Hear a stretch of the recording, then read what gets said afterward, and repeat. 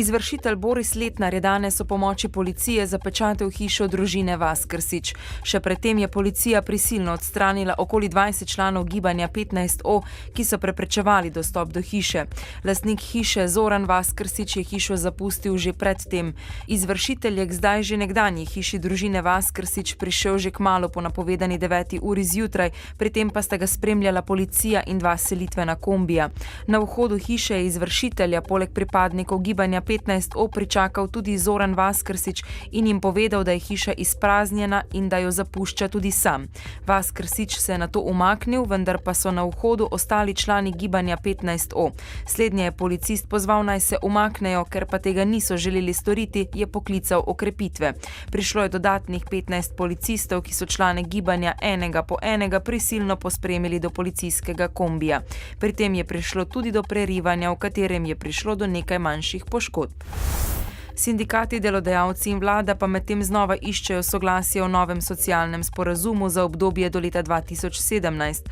Sporazum, ki ga predlaga vlada, naj bi državljanom prinesel boljše življenje, zmanjšal revščino in povečal zaposlenost, državo pa uvrstil med bolj razvite države Evropske unije. Pričakovanja so različna. Vladna in delodajalska stran upata na takojšnjo oziroma čimprejšnjo uskladitev, za sindikate pa bo uspeh že dogovor, kako se lotiti obravnave dokumenta izhodišč. Predsednik države Danilo Türk bo jeseni znova kandidiral za najvišje mesto v državi. Novico je objavil na spletnih straneh svojega urada.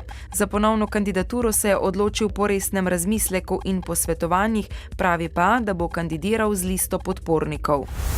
Alenko Karner, ki je skupaj s svojim partnerjem osumljena preprodaje prepovedanih poživil, so v sredo proti varščini izpustili iz celovškega pripora.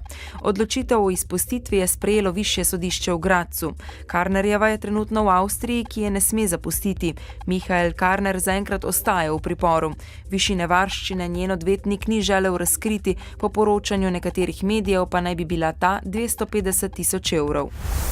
Pivovarna Laško je leto 2011 končala s 15,3 milijona evrov čiste izgube, potem ko je leto prej ta znašala 6,3 milijona evrov. Poslovanje družbe so zaznamovale predvsem obresti. Družba jih je plačala za 15,4 milijona evrov in slabitve finančnih naložb v višini 17,5 milijona evrov. Tako visoke obresti po pojasnilih družbe ogrožajo nemoteno poslovanje. Mariborski policisti so v torek prijeli 4 mladoletnike stare od 14 do 17 let doma iz Maribora, ki naj bi od decembra izvršili najmanj 15 kaznivih dejanj ropov, drznih tatvin in vlomov. Omenjena četverica je ropala predvsem starejše osebe, večinoma na območju Pobrežja in Tabora v Mariboru. Večino predmetov, ki so si jih mladostniki prisvojili, so policisti našli in zasegli ter vrnili oškodovancem. Kot so sporočili iz policijske uprave Maribor, bodo vse kazensko ovadili pristojnemu državnemu tožilstvu. Jutri bo precej jasno, le na zahodu države bo čez dan nekaj oblačnosti, pihal bo jugozahodni veter.